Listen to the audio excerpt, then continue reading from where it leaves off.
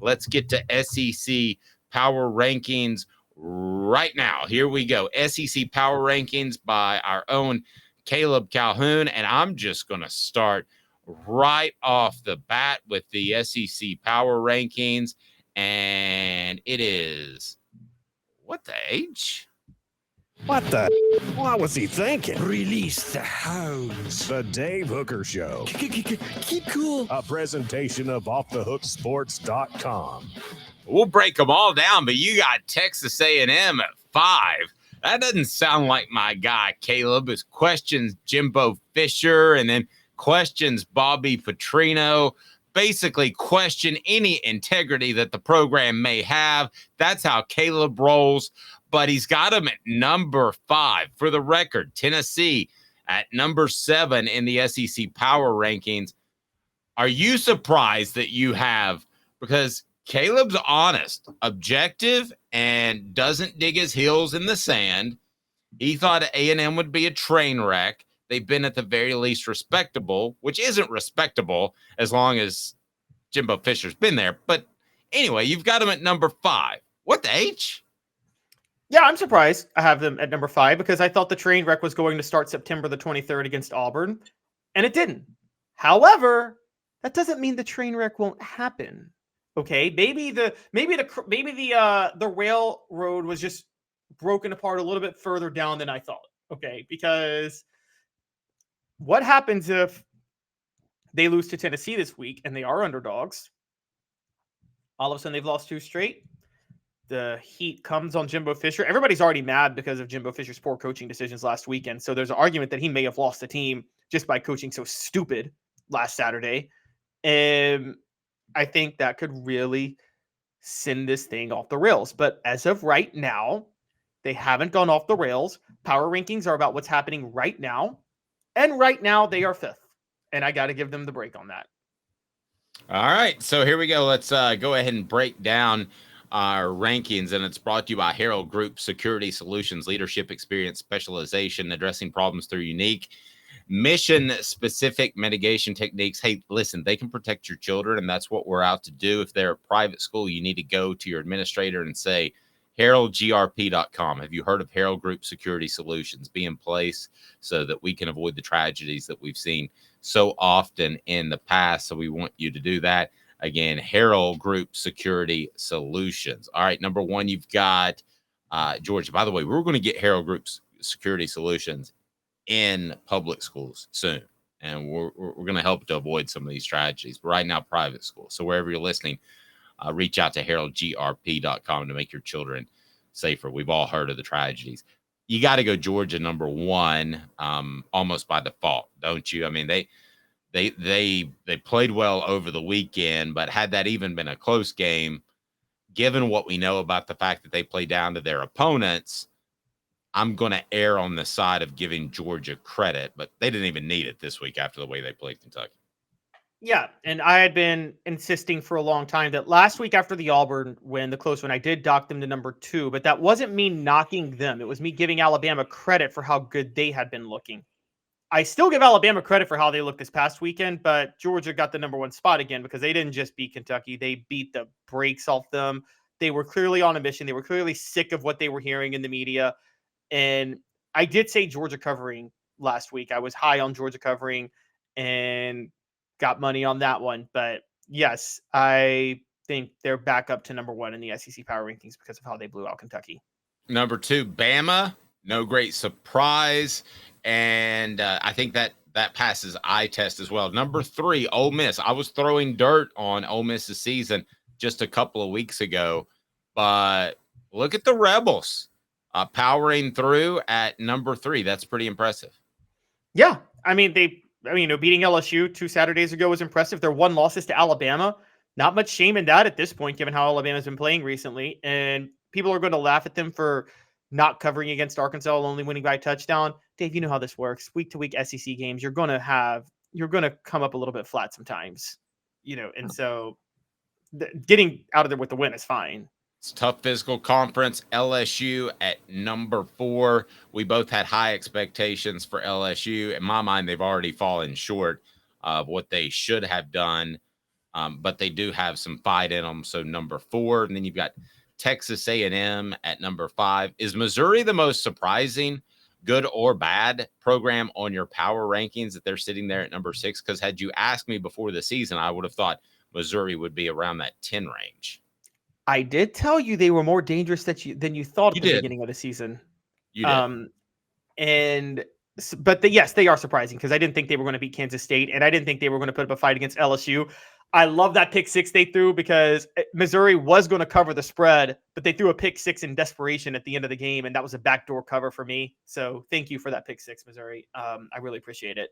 But yeah, they're number 6. And G. Smith says right now I'd put us at 6th or 7th, having only beaten the Lamecocks. So as a matter of fact, you have Tennessee at number 7, behind Missouri at number 6, just in front of Auburn, Kentucky, Florida, Arkansas, South Carolina, Mississippi State, and Vanderbilt. So Tennessee at 7. Now, these are power rankings, and Tennessee didn't play over the weekend. So power rankings by design are very volatile.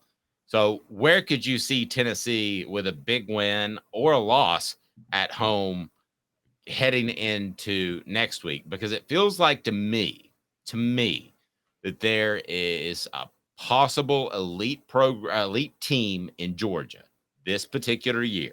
Possible. I still want to see what Carson Beck continues to develop in, but man, he looked good Saturday. And then it feels like Alabama's a tough physical team that you really don't want to play.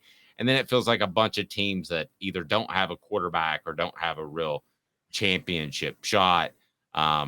So where could Tennessee be if they play really well? Joe Milton plays really well against A&M, or where could they be if Tennessee drops one of the Aggies? So Tennessee has a very good chance if they win to move up. I think up to number 5. I don't know if they can leapfrog LSU, but if LSU struggles with Auburn, that might happen. So they could go up to number 4. Ole Miss isn't playing this week. Alabama's going to blow out Arkansas, and Georgia's not playing this week. I don't think Tennessee can leapfrog any of those 3 teams, but they could get up to as high as number 4, depending on how LSU looks and what they do to A&M. And also because Missouri's playing Kentucky this week, and Missouri's at Kentucky. And even though I have Missouri higher in my power rankings now, Kentucky's favored in that game. Without any analysis, Missouri at Kentucky. Dave, your money's on Kentucky, right? Yes. Not knowing anything right now. Yes. Yes. So if I made you predict where Tennessee finishes in the power rankings at the end of the year, what's the highest they can be? What's the lowest they could be? I mean, the highest they could be is number 1, theoretically, because I don't think that Georgia game is a lock of a loss the way everybody else thinks it is. And I've been saying that since the beginning of the year. I did not change my thoughts on that after the Florida game, by the way. So I think people overreact on Georgia week to week. And so I think Tennessee could absolutely finish number 1. Do I think that's going to happen? No. I say, like, again, I would say 4th is where I'm at if I were to say what's the most likely finish or scenario for them. But also, look, you ask where Tennessee could fall to. If they lose to Texas A&M and they drop to, let's say, if they lose to Texas A&M, Kentucky and Missouri play a close game, Auburn plays LSU a close game, and Florida beats South Carolina, well, Dave, at that point, I've got to drop Tennessee all the way down to 10. So we're talking, there's a range of like 4 to 10 of where they could drop, where they can move after this week. No, they could, but I think they make a jump after this week. And I think that after this week, as long as Tennessee rushes the ball for 150, 175 yards and is respectable against a good Texas A&M rushing defense, I think they could move up significantly. Out of all those other groups that may be in the top half, who do you feel least confident about? So if I look at your first half, read out your first half for me. All right, so Georgia, Alabama, Ole Miss, LSU, Texas A&M, Missouri, and Tennessee. I still confident about Ole Miss finishing in the top half at the end of the year. I feel the least confident about Missouri, and I said Missouri could be dangerous, but they're about to have to visit Kentucky. Okay, so over the next couple of weeks, Dave, over the next 3 weeks, they visit Kentucky and they visit Georgia, and then they also host Tennessee and they host South Carolina. They're in all likelihood they're coming out of that 1-3, aren't they? You would think so. Yeah, I think that when I look at Ole Miss, I think they very well could be one of those programs, and this is going to be frustrating for their fans to hear, but they could be one of those programs that trying to think of a good. Okay, I got an example for you. Totally different coach. All right, and I'm not comparing the coaches, but Virginia Tech was relevant when. Frank Beamer years when they were in the Big East and a down ACC, Right. like But 90s and 2000s. but I would say the Frank Beamer years, right? Right. I mean, that's when Right. and then they were just totally not relevant. I have a feeling that if Lane Kiffin stays at Ole Miss, that's going to be him. If he comes across a special quarterback like a Mike Vick, then yes, he could make a national championship type of run. But as for now, Caleb, I think he's a team that kind of is annoying, that kind of pokes and prods at better teams and hangs around. But aside from a special player, I think they'll be good because of good coaching. But I don't know that they can ever be elite. Can they be elite in Oxford and Lane Kiffin?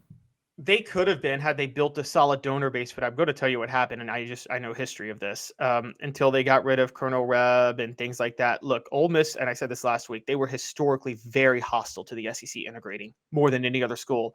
That resonated with a lot of recruits they could have landed, and it kept them from being able to recruit on a national scale. Because you know this, Dave. John Vault had Ole Miss rolling in the 60s. I mean, that was a dynasty in the SEC. The SEC integrated. Ole Miss really fought hard against it. They didn't. Well, every other squad, the first black player in like 1969, Ole Miss's first was 1974 or 73. It was way later than everybody else. They built a reputation for being very hostile to it, and it hurt them.